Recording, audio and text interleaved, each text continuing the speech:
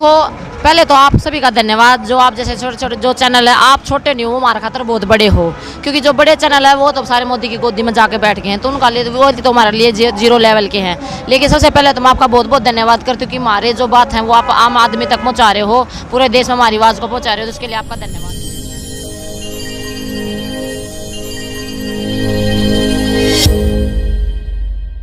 मेरी राम राम, जय हमारी संस्कृति, जय हमारे गांव। मैं सुविक्की हरियाणवी, इस चैनल का होस्ट है थारा दोस्त भाई। राम राम करते हुए मेरे दर्शकों ने राम राम जी, राम राम भाई। आड़े पहुंचे हाँ टीकरी बॉर्डर पे, और टीकरी बॉर्डर की बात करा, हर एक बॉर्डर पे प्रशासन थोड़ा सा सख्त हो लिया है। पानी की व्यवस्था जो है वो बंद होगी है आड़े, और सफाई वाले भी हटा दिए हैं। मनदीप भाई मरे गए हैं, और भाई जिसने मैं हरियाणा की पूनम पंडित कहा करूँ, ममता, वह भी मरे गए हैं। ये दो क्रांतिकारी हैं, इन तब बात करांगे। मनदीप भाई, जो यो सरकार चाल चलन लग रही है, इसके बारे में देखिए भाई, पिछले 2 या 3 महीने से आपने देखा कि अलग अलग प्रकार से किसानों को चारों तरफ से बदनाम करने की कोशिश की गई। नेशनल मीडिया के द्वारा, आरएसएस संगठनों के द्वारा, सामाजिक नकली किसान संगठन बना के कह दिया कि हम समर्थन करते हैं। जब 2 महीने से बीजेपी सरकार की सफलता नहीं मिली, तो उनका जो आखिरी एजेंडा था, प्री प्लान था दीप सिद्धू, उसके द्वारा आंदोलन को ख़त्म करने की कोशिश की गई।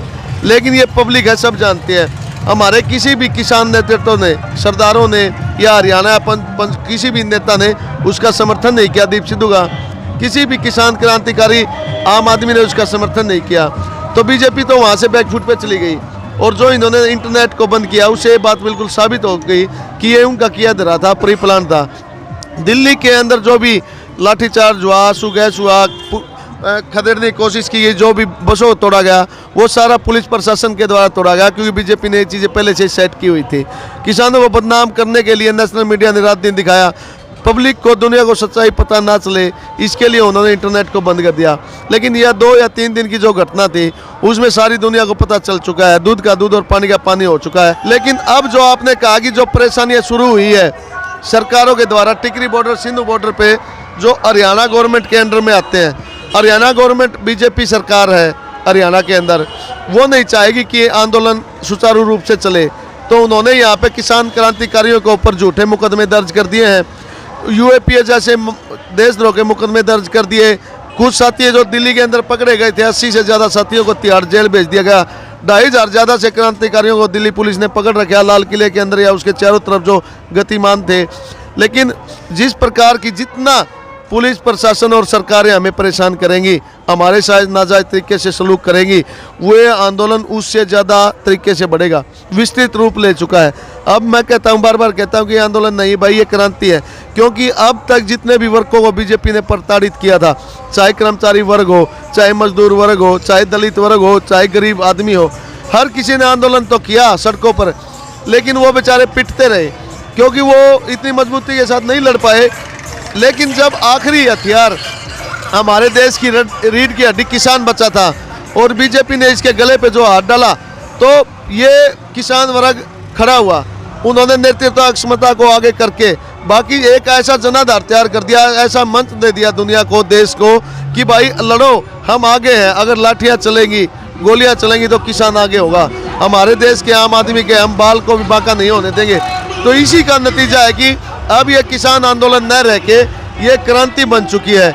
जिस प्रकार भगत सिंह ने, चंद्रशेखर सुखदेव आज़ाद ने देश को आज़ाद करवाने के लिए पहली जंग आज़ादी में अपनी शहादत दी थी, ये दूसरी आज़ादी के लिए हमारे क्रांतिकारी साथी शहादत दी है। जो दिल्ली के अंदर जिसको गोली मार के दिल्ली पुलिस ने उसको शहादत ली है, उसका जो खून बहा है, उस खून का एक एक कतरे का हिसाब लिया जाएगा। राकेश टिकैत जी की आंखों से जो आंसू गिरे हैं, मैं कहना चाहूँगा राकेश टिकैत जी को, मैं बात करूँगा राकेश टिकैत जी के साथ जो 28 तारीख न होया, उसमें 28 तारीख ने लगभग जो सरकार यह मान के सोई थी, अगर भाई यो जो आंदोलन है यो गाजीपुर बॉर्डर तक खत्म हो गया है। हम अड़े बात करा थे, आप भी बैठे थे, तो हमने भी यह सोच ली थी कि क्या ये सरकार इस मंशा में कामयाब हो जाएगी। लेकिन हमारे हरियाणा के और यूपी के भाइयों ने नू दिखा दिया कि ये गामा वाले हैं, रात रात ने गेम बदल दिया करें, और वो गेम उल्टा पड़ गया सरकार ने। और ईब उड़े अपने आप लाइट चालू करनी पड़ी, पानी की व्यवस्था करनी पड़ी। जब लोग बाग 200-200 किलोमीटर दूर तय टिकैत जी खातर पानी लेकर आए तो सरकार मजबूर होगी वापस पानी की सप्लाई करने खातर। सही कही बात? बिल्कुल, मैं बात कहना चाहूँगा, राकेश टिकैत जी ने जितनी मजबूती के साथ और जितने एक साहस का परिचय दिया है, उन्होंने अपने बाप का नाम चौधरी महेंद्र सिंह टिकैत स्वर्गीय का नाम अमर कर दिया। क्योंकि देखिए, एक पीढ़ी, मान ले कोई सूर्य है, सूर्य के सामने दिए की कोई औकात नहीं होती। सूर्य से आगे निकलना है किसी रोशनी, तो आपको उससे बड़ा बनना पड़ेगा। और ये जो आंदोलन है, इसके मैन हीरो राकेश टिकैत जी हैं, हमारे जो राजेंद्र राजेवाल जी हैं, चन्नूनी जी हैं, योगेंद्र यादव जी हैं, सभी मिल के इस आंदोलन को सुचारू रूप से लड़ रहे हैं। उनकी जिंदगी के ऊपर, उनकी जीवन के गर्दन के ऊपर प्रशासन उनकी जान माल की हानि, परिवार को पूरी तरह प्रताड़ित करे, नंगी तलवार उनके गर्दन के ऊपर लटका रखी है, लेकिन फिर भी वो पीछे नहीं आ रहे। वो अपनी जान की बाजी लगाए हुए किसानों की आवाज़ बने हुए हैं। जहाँ तक यूपी के लोगों की मैं बात करूँगा, यूपी एक बहुत बड़ा क्षेत्र है, 20 करोड़ से ऊपर की आबादी अकेले यूपी की है। मैं कहना चाहूँगा कि ये लड़ाई किसान को तो बचाएगी, हमारे देश को बचाएगी। और जितने ज़्यादा यूपी के लोग इस आंदोलन में सक्रिय होंगे, उतना जल्दी हम इस आंदोलन को जीत पाएंगे। क्योंकि यूपी के जो टिकैत साहब का एरिया बालियान खाप है, वहाँ पे एक तोमर साहब की भी मीटिंग हुई, जो तोमर खाप है, उन्होंने भी मीटिंग की है। अगर अकेले यूपी से 2 करोड़ किसान, तो वहाँ पे रजिस्टर्ड है 6 करोड़ किसान यूपी के अंदर, अगर उनमें से 2 करोड़ किसान भी अगर आंदोलन में सक्रिय होते हैं, तो इस आंदोलन का नतीजा बहुत जल्दी निकलेगा। और किसान राकेश टिकैत जी का साथ दीजिए। किसी के ऊपर किसी प्रकार का अगर बीजेपी आरोप लगाती है ना कि चुडुन्नी ने ये कर दिया, राकेश को वो कर दिया, किसी एक लीडर को हाइप दे दी मीडिया के द्वारा, वो सब बकवास है। क्योंकि हमारे सभी लीडर ईमानदारी से लड़ रहे हैं भाई। बात मैं मीडिया की करूँगा। ममता पिछले कई दिन तक देखने लग रहे हैं, नेट बंद है, हमारे जैसे मीडिया कर्मी हैं वो अपनी बात पहुँचा नहीं पा रहे। जो देश देखने लग रहा है वो सारा राष्ट्रीय मीडिया देखने लग रहा है। राष्ट्रीय मीडिया जो उनके सामने परोसन लग रही है, वही देखने लग रही है। इसके बारे में क्या कहना चाहोगे? देखो, पहले तो आप सभी का धन्यवाद, जो आप जैसे छोटे छोटे जो चैनल है, आप छोटे नहीं हो, हमारे खातर बहुत बड़े हो। क्योंकि जो बड़े चैनल है वो तो सारे मोदी की गोदी में जाके बैठ गए हैं, तो उनका लिए वो तो हमारे लिए जीरो लेवल के हैं। लेकिन सबसे पहले तो मैं आपका बहुत बहुत धन्यवाद करती हूँ कि हमारे जो बात है वो आप आम आदमी तक पहुँचा रहे हो, पूरे देश में हमारी आवाज़ को पहुँचा रहे हो, तो इसके लिए आपका धन्यवाद। हाँ, दूसरी बात ये, जैसे आप ये कह रहे हो कि जब मीडिया की बात आ जाए, सब जैसे गामा में थी, मेरे द्वारा फ़ोन आवा है, रोज़ पूछे हैं भाई ममता क्या चल रही है, टीवी में तो ये दिखावा, टीवी में तो वो दिखावा, तो हम लोग तीनों को भाई यार बहुत बढ़िया माहौल हो रहा है। 26 जनवरी में लोग आए थे घर वापस जाने के लिए, लेकिन अब जो आदमी आ रहा है वो जमा दिलता रहा है, जुनून ता रहा है, और जमा अपना सारा सामान बांध के लेके आने लग रहा है। कोई भी नू नहीं भी वापस जाने का तो नाम ही नहीं है। ईब जो आ रहा है वो पूरा जुनून तो उठा है। और उसके लिए भी जो 26 जनवरी ने मोदी साहब ने जो भी कांड करवाया, RSS ने बीजेपी ने जो भी कांड करवाया, उसके लिए भी मैं मोदी साहब का धन्यवाद करती हूँ कि आंदोलन 4 गुना। पहला तो हम सोच रहे थे 26 की रात के तो ये लगा कि मतलब 26 की रात को मैं यहीं थी, मैंने देखा भाई हमारे डेरे में भी सारे 10 आदमी रह गए, मैं कहा तो करड़ा काम हो गया, मैं कहा जब आदमी मरने वाला काम हो गया, मैं कहा ये घर भी नहीं जाया जाओ, मैं के गाँव वाले कहेंगे 2 भी हैंड गया कि के करके आए, मैं तो बेइज्जती वाला काम हो गया, मैं कहा करड़ा काम हो गया।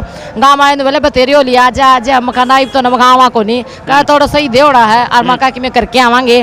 फिर जो राकेश टिकैत जी ने भी जो नो दिल की भावना उनकी बाहर आई, जो न करा, उसके लिए भी राकेश टिकैत जी तो एक महान आदमी है, उनके लिए उनका धन्यवाद करते हो कि उनका एक मन के उनके आंसुओं से पूरा उसमें क्रांति आ गया, आंदोलन में जन सैलाब उमड़ पड़ा। उसके लिए मैं राकेश टिकैत जी की शुक्रगुजार हूँ। और मतलब ये ना, पहले तो आंदोलन बोल रहे थे, लेकिन अब इसको हम जन क्रांति का मानते हैं फिलहाल। जन क्रांति हमने रोड़ा पे देख ली भाई। आज खाप पंचायत हुई, कल खाप पंचायत का फैसला होया, आके गामा में तय 10-10 हजार की टुकड़ी तैयार खड़ी रहेंगी एक फोन कॉल पे। इंटरनेट बंद होने दो, वायरल नहीं होगी वीडियो, कोई बात नहीं, फोन तो चालू है। इससे पहले जितने आंदोलन हुए हैं क्या उनमें फोन होया करते ना भाई? मैं बताऊं, जब 1947 की क्रांति हुई, 1857 की क्रांति हुई, या किसी भी प्रकार का संदेश एक दूसरे के पास भेजना होता था तो कोई फ़ोन नहीं था। उस टाइम भी लाखों लोग एक दूसरे के साथ संपर्क में रहते थे। और अब तो हमारे पास फ़ोन है भाई, एक बंदे के पास 20 सैकड़ों फ़ोन आते रोज। और आज देख लीजिए, जो 5 दिन से यहाँ पर है, जो बंद था, इंटरनेट बंद था 5 दिन से, उसके बावजूद यहाँ पे आज इंटरनेट के द्वारा मैसेज तो मिला उन लोगों ने, उसके बावजूद यहाँ पे कितनी भीड़ है, पहले से ज़्यादा भीड़ है, डबल। और जो अगर इंटरनेट होता भी, उसका सिर्फ एक फायदा होता, ताकि हम जो न्यूट्रल जनता है, हाँ, जो इसके संपर्क में है, देखती है, उसको मैसेज पहुंचा सकते थे कि भाई देखो हम तो यहाँ सही कर रहे हैं, सरकारें यहाँ गलत कर रही है। लेकिन अब ये आंदोलन पहले से ज्यादा अपनी वो स्पीड पकड़ चुका है, अब ये मंजिल पे जाकर ही रुकेगा, उससे पहले ये आंदोलन रुकेगा नहीं। एक बात, जो 26 तारीख ने झंडा प्रकरण होया, कहीं ना कहीं आम जनता, भोली जनता जो राष्ट्रीय मीडिया का जो चैनल देखने लग रही है, उनके मन में एक भ्रम पैदा होने लग रहा है कि आप लोग ने वे जो है देशद्रोही का नाम देने लग रहे हैं। हमने कई बार फेसबुक पर हमने पोस्ट डाली है, हमने भी सामना करना पड़ा है जनता का। जनता जो है बहुत ज़्यादा भड़की हुई है इस बात पे।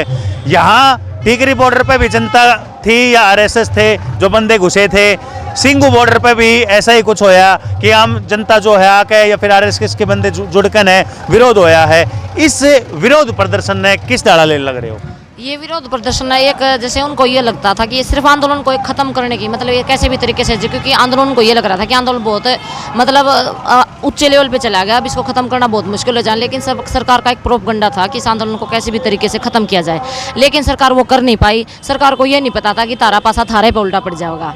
और सरकार ने अब तो मोदी साहब जैसे टीवी में न्यूज़ देख रही थी कि एक फ़ोन कॉल दूर, हाँ एक फ़ोन कॉल करेगा कौन, वो फ़ोन कॉल बीमार तो नंबर को नहीं। मोदी साहब पहला तो अपनों को थी बात कौन कराएंगे फ़ोन कॉल की बात। दूसरी बात है ये सरकार ये कह रही भी फ़ोन कॉल दूर हैं, या न बीजेपी सरकार या आरएसएस सरकार, इन पर भरोसा नहीं किया जा सकता भी। कदे नु सोचा भी फ़ोन कॉल के कह दे कहता ये घर चले जावांगे, ये तो जमा पक्के साइन लेकर सारा काम जमा पूरा करा के फेरे घर आ जावांगे, कदे मोदी घर जावांगे। बात नु फोन कॉल की बात आई तो मैं यह बात भी पूछना चाहूँगा मनदीप भाई, आम जनता के अंदर जो मैसेज आया है, आज के अखबार की हेडिंग आई है, हमारे प्रधानमंत्री जी ने कही है कि भाई एक फ़ोन कॉल पे मैं जो है वो किसानों के साथ बात करने तैयार हूँ। तो कौन से एजेंडे पे बात होगी? हमारे किसान नेता उसी बात पड़े हुए हैं, सरकार उससे बात पड़े हुए है, तो इसका सोल्यूशन एक फ़ोन कॉल क्यों हो जाएगा? ये दुर्भाग्य है कि नरेंद्र मोदी जैसा नकली रुपया जमीर बेचने वाला और देश का सौदा करने वाला, अपने माँ की कोख को बदनाम करने वाला आदमी आज देश का प्रधानमंत्री है। उसकी जुबान की कोई गारंटी नहीं भाई। इस देश तो क्या आरएसएस का भी कोई एक आदमी ये नहीं कह सकता कि नरेंद्र मोदी की बात पे विश्वास कर लो। उनका खुद का, उसकी माँ ये नहीं कह सकती गारंटी के साथ कि मेरा बेटा जो कह रहा है वो सच कह रहा है। यार हम उसका विश्वास करें? क्या दुनिया में कोई आदमी ऐसा है जो ये कह सकता है कि नरेंद्र मोदी सच बोलता है? वो बात तो उसको करनी पड़ेगी, प्रधानमंत्री है। अगर वो बात ना करे तो प्रधानमंत्री पद छोड़ दे भाई, कोई और बैठ जाएगा। लेकिन प्रधानमंत्री बनने की महत्वाकांक्षा और आरएसएस और पूंजीपतियों का एजेंडा जो 1947 से पहले था कि भाई ये कानून लागू कर दो, जनता खत्म हो जाएगा, मिडिल क्लास दो वर्ग बचेंगे, गरीब और अमीर। अमीर पैसा कमा लेंगे, उनको छूट दे देना, उसके सारे तुम्हारी सत्ता चलेगी, लोग सड़कों पर धक्के खाते फिरेंगे। अमीर और अमीर होता रहेगा, गरीब और गरीब होता रहेगा। हाँ, तो ये तो मैं उसको कहूँगा कि आप प्रधानमंत्री नहीं हो भाई, आप लीडर नहीं हो, आप लीडर हो। आपने तो नेता नाम को इतना बदनाम कर दिया बीजेपी आरएसएस के लोगों ने। आरएसएस, मैं दुनिया को कहना चाहूँगा कि ये जितने भी हिंदू धर्म के संगठन बना रखे बीजेपी के अलायंस है, जितने भी भाई हमारे हिंदू धर्म के कातिल भाई को भाई से लड़वाने के जो आज हमारे देश को गर्त में लेके जा रहे हैं ना, ये लोग बहरूपिये हैं, इनसे बचो, इनके संगठनों को गांव में मत घुसने दो। अगर देश को बचाना है तो इन संगठनों को भगाना पड़ेगा देश से। और अगर कोई भाई संगठनों से जुड़ता है वो असली गद्दार है। हमें मान लिया पहले 1947 में जब अंग्रेजों से पीछा छुड़ाने के लिए, अंग्रेजों को भगाने के लिए मारपीट करनी पड़ती थी, लेकिन अब दुर्भाग्य क्या है, हमारे भाई हैं जो संगठन से जुड़े हुए हैं, गांव से कोई चाचा ताऊ है, हम उनको पीट नहीं सकते, हम उनको मार नहीं सकते, लेकिन वो क्या है, वे अंग्रेजों से भी ज़्यादा जालिम है। वे ढीठ और बेशरम और घटिया लोग हैं जो संगठन के अंदर जाते हैं और अपने देश को सिर्फ कुछ लालच के लिए, किसी को नौकरी चाहिए, किसी को पद चाहिए, किसी को राजनीतिक भूख है। जबकि आरएसएस वाले, बीजेपी वाले जिन पदों पे उनकी लोग हैं, जिनको वो प्राथमिकता देते हैं ना, उन लोगों की मानसिकता ऐसी है कि वो किसी का लाशी को निकाला भाई।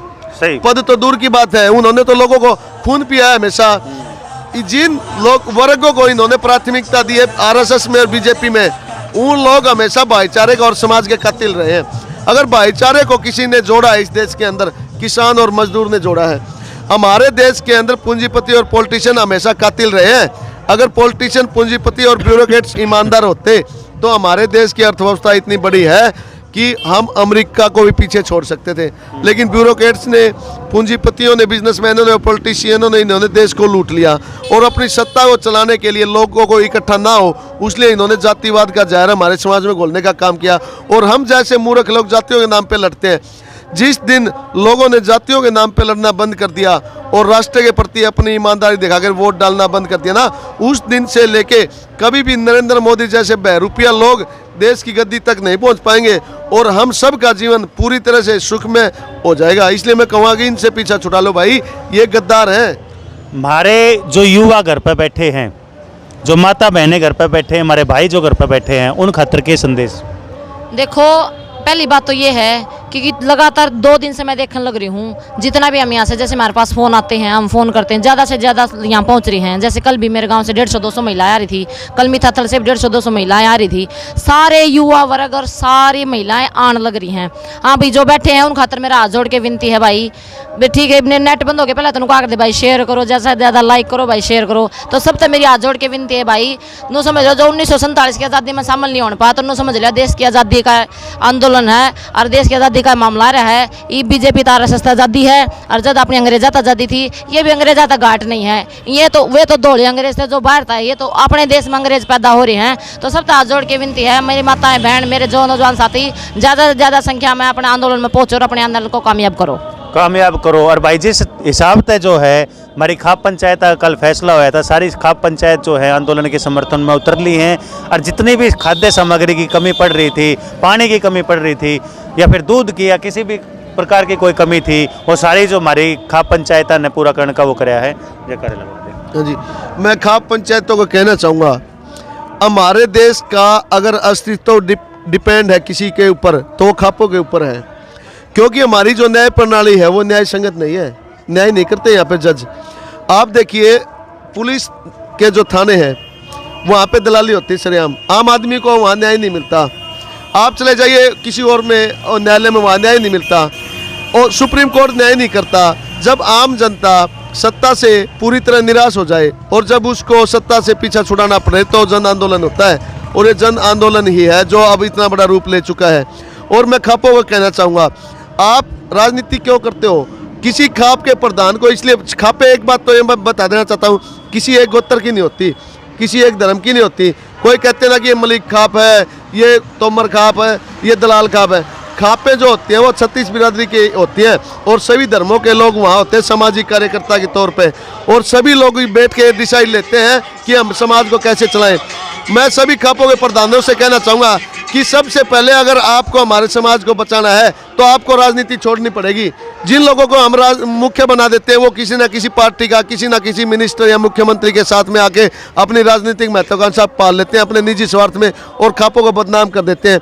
तभी हमारा संगठन, हमारा किसान वर्ग इसलिए पिछड़ा है क्योंकि हमारी खाप पंचायतें कमज़ोर हो चुकी थी। और अब खाप पंचायतों को अगर दोबारा से इस देश में अपना रोल अदा करना है, जो कि 1000 साल पहले से जब से समाज बना है खापे तब से अस्तित्व में है। ये सुप्रीम कोर्ट कहता है, आरएसएस वाले कहते हैं कि आतंकवादी संगठन है खापे, क्योंकि हमारे देश का जो सर्वोच्च न्यायालय है और आरएसएस का जो एजेंडा है वो एक ही है कि देश में जो देशभक्त हैं, जो समाज को जोड़ने का काम करते हैं, देश के लिए कुछ सोचते हैं, 36 भाईचारे का, उनको ख़त्म कर दो और देश के अंदर तुम जैसे गद्दार जो है वो ज़्यादा से ज़्यादा इकट्ठे कर दो। इसलिए वो खापों में बैन कर रहे हैं। इसलिए मैं कहना चाहूँगा खाप के लोगों से अपने आप को बचा लो।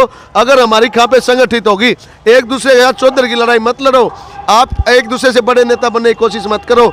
आपका संगठन अगर आप ईमानदारी से काम करोगे तो सभी 36 बिरादरी के लोग ईमानदारी से लड़ेंगे।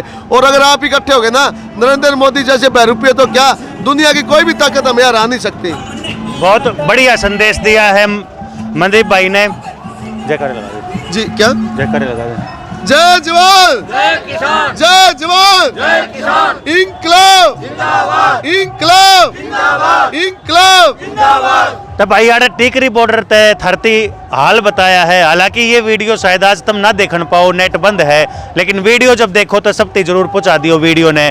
आखिर में आज जरूर कहूँगा यह बात है, क्योंकि हमारे किसान भाइया ने हमारी खाप पंचायत ने धुम्मा ठा दिया। तो यह बात कहने का कति आज वो है, नुए चलांगे नुए चलावांगे और जमा कति धुम्मा ठावांगे। हमारे किसान भैया ने कति धुम्मा ठा दिया है। जय जवान जय किसान, सब ने मेरी राम राम भाई।